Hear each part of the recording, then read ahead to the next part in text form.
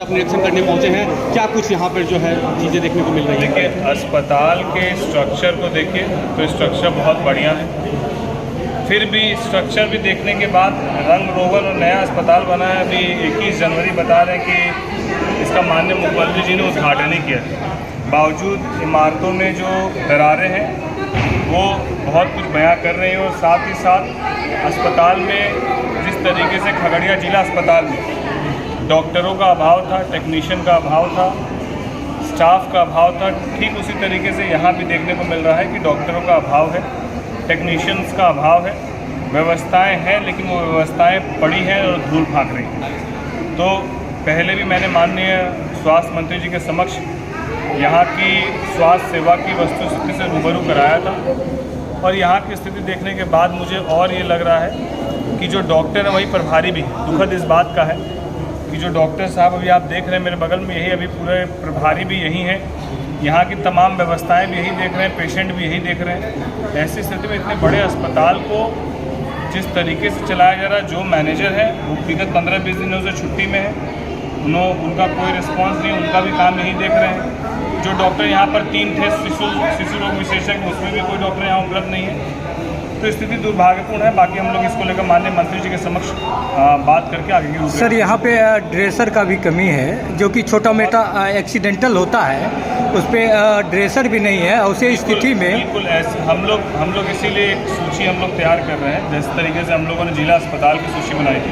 और दवा का भी उपलब्धि सर बहुत कम होता है। कुछ दवा जो है नहीं रहने के कारण बाहर से लिखा जाता है। ऐसी कोई अगर सूचना जानकारी हम लोग को मिलेगी, पहले तो इस बात की पूरी जानकारी हम लोग लेंगे कि यहाँ पर पर्याप्त मात्रा में दवाएं सुनिश्चित हो, और इसके अलावा यदि कोई दवा नहीं उपलब्ध है तो उसको बिहार सरकार के माध्यम से यहाँ दवा उपलब्ध कराई जाए, उसको हम लोग सुनिश्चित करने का काम करेंगे। 6 महीने पूर्व बने इस अस्पताल की अगर बात करें तो अभी जो स्थितियाँ हैं, कई जगह जो है इस भवन में क्रैक आ चुके हैं, क्या लग रहा है बड़े पैमाने पर? नहीं, मैं इसके लिए जाँच के विषय को मैं रखूँगा माननीय मंत्री, इसकी जाँच सुनिश्चित।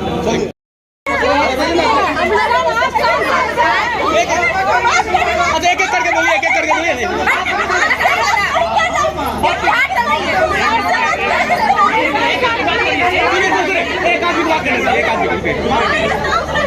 एक आदमी अच्छा ठीक है, अच्छा बोलिए, बात कीजिए।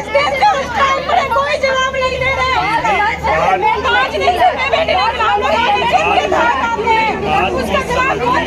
अच्छा सुन लीजिए पहले।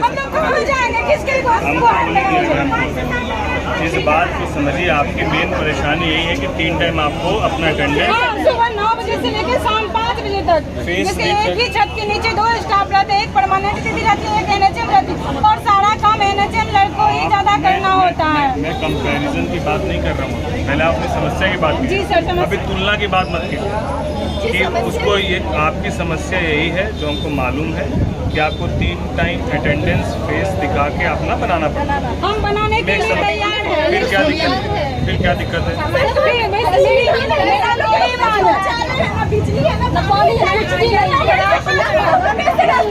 फ्रांस से रिलेटेड जितनी भी सुविधा है वो उपलब्ध करा, समान काम का समान वेतन दे, हमको परमानेंट करे, बस हमको कहीं कोई दिक्कत नहीं है।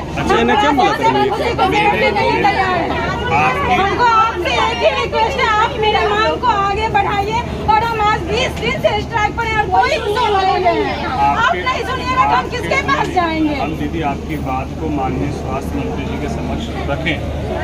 मैं इसका इंतजार कर रहा हूँ कि 2-4-5 आपकी बातों पे हम कितना % विश्वास करें कि आप मेरी बात रखें और मेरी बात का जवाब आएगा। मेरी बात हमको बोलने दीजिए, या तो हमको बोलने दीजिए या फिर आप ही बोल पाइएगा। पहले हमको अपनी बातों को पूरा रखें। किसी भी चीज़ को हम समझ रहे हैं आपकी परेशानी क्या है, लेकिन दीदी जो प्रक्रिया, उस प्रक्रिया को आपको समझना हो।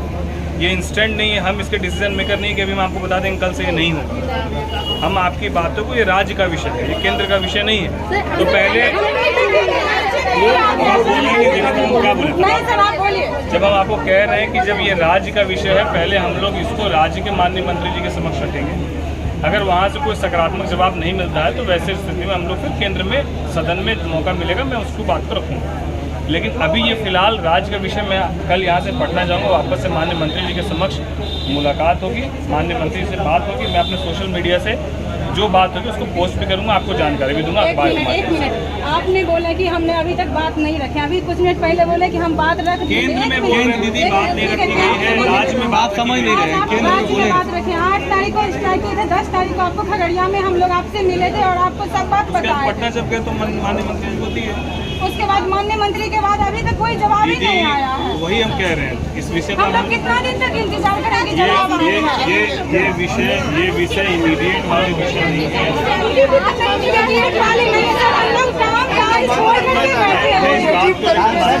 हम राजा राम मस्करा जो दो तरीका से बात